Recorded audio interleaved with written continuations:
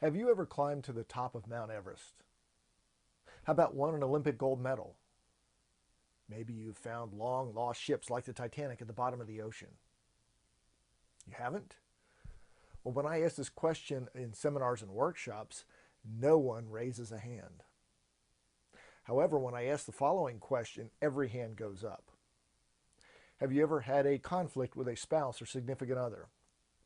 Have you ever tried to persuade a child to do something that child didn't want to do? Have you ever had a conflict with a coworker? As I mentioned, every hand in the room goes up.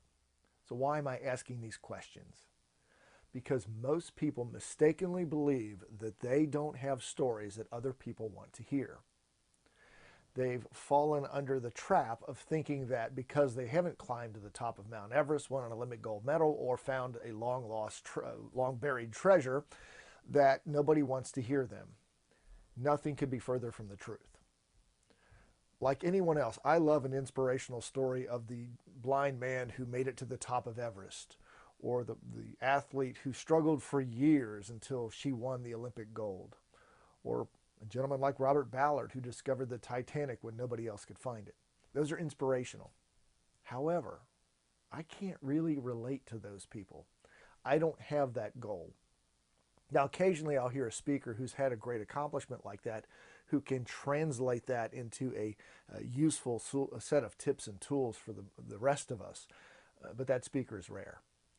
What I do find is that the speaker who gets up and talks about struggles with spouses or kids or coworkers or financial issues, we can all relate to those. So my tip today is to take a different look at the stories in your life. The key to doing that is to start a story file.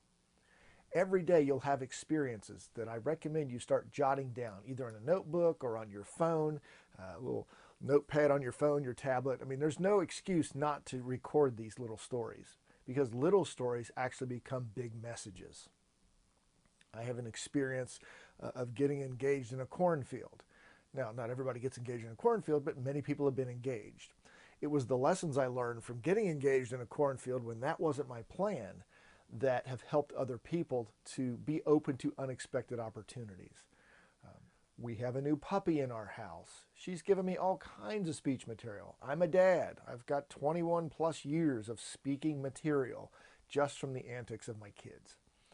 So don't discount your stories. Just because you've lived them and you're used to them and that's just part of your life doesn't mean that other people don't want to hear them. So start a story file. Get in the habit of recording those incidents that could become stories with powerful messages for others. Now, as a postscript to this video and this tip, in the last 3 years, I have worked with a woman who actually climbed the highest mountain in each of the 7 continents. So she's been to the top of Everest.